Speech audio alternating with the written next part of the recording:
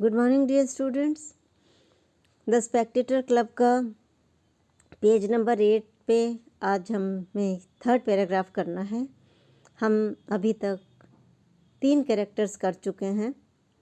पहला हमने sir Roger D कावर्ले किया था, दूसरा हमने लॉयर या जो एडवोकेट की पढ़ाई कर रहा था उसका पढ़ा था, तीसरा हमने सर एंड्रू फ्रीपोर्ट किया था जो कि इंग्लैंड का, लंदन का एक प्रसिद्ध व्यापारी था।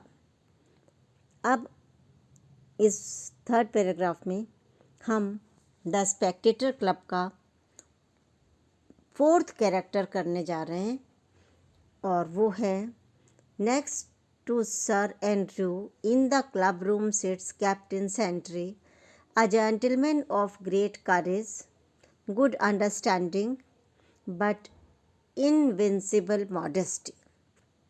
अलग अलग प्रोफेशन के हैं इनके क्लब में, ये ना। पहला जो था वो एजेड व्यक्ति था और रिच व्यक्ति था विलेज में, और उसमें कंट्री साइड में और शहर में दोनों में मकान रखता था। दूसरा अपन ने लॉयर कर लिया, तीसरा हमने बिजनेसमैन कर लिया, और अब जो 4th है वो कैप्टन, वो आर्मी से लिया गया है character. Next to sir Andrew, मतलब सर का क्रम से बता रहा है इंपॉर्टेंस में, तो कह रहा है next to sir Andrew in the club room. हमारे जो स्पेक्टेटर क्लब रूम में बैठते हैं वो है कैप्टन सेंट्री। नाम कैप्टन सेंट्री है। वो जेंटलमैन है, एक सज्जन है, ऑफ ग्रेट करेज, बहुत ही साहस का, गुड अंडरस्टैंडिंग, अच्छी समझ रखता है। साहस भी बहुत है, समझ भी बहुत है, लेकिन इनविंसिबल बहुत ही ओवर पावरिंग, बहुत ही ज़्यादा हावी है उस पर मॉडेस्टी मतलब शाइनेस। उसमें एक मतलब कि ज़्यादातर जेंटल ये जो आर्मी के लोग होते हैं उसमें मॉडेस्टी नहीं होती, लेकिन इसमें एक प्रकार की शर्मिलापन, एक प्रकार की सादगी जो है वह इसमें शर्मिलापन, कॉइनेस ज़्यादा है। He is one of those that deserve very well but are very awkward at putting their talents within the observation of such as to take notice of them।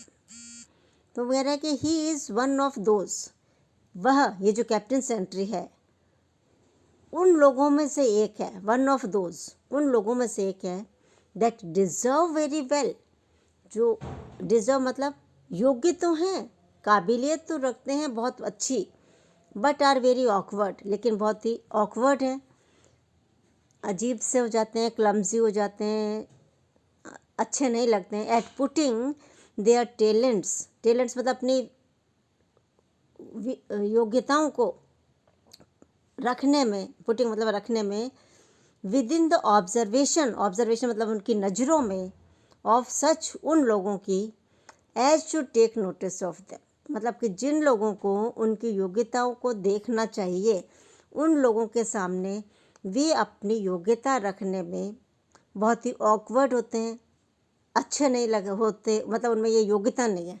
कहने का मतलब यह है कि वो चूँकि आर्मी में है, और आर्मी में क्या होता है कि अपने अपने बॉस को अपने गुण दिखाओगे तभी वो आपको आगे प्रमोशन दे सकता है। लेकिन वो ये जो कैप्टन सेंट्री है उसमें साहस बहुत है, समझ बहुत है, लेकिन जब अपने बॉस तक अपने क्वालिटीज़ को दिखाना पड़ता है, दिखाने का मामला आता है, तो वो पीछे हट जाता है। मतलब उसमें इतनी पावर नहीं है कि वो बिल्कुल आगे जा कर के अपने ऑफिसर को अपने वो योग्यताएं दिखा दे जो वास्तव में रखता है, जिसमें कि दूसरे लोग क्या होते हैं, वो सब हावी हो जाते हैं, वो सब आगे चले जाते हैं, और वो अपनी मॉडेस्टी के कारण, वो अपनी शर्मीलेपन के कारण या सादगी के कारण आगे उनसे नहीं बढ़ पाता है। He was some years a captain, फिर बता रहा है कि वो जो था कुछ वर्षों तक तो एक कप्तान रहा सेना में, and behaved himself with great gallantry in several engagements and at several ceases.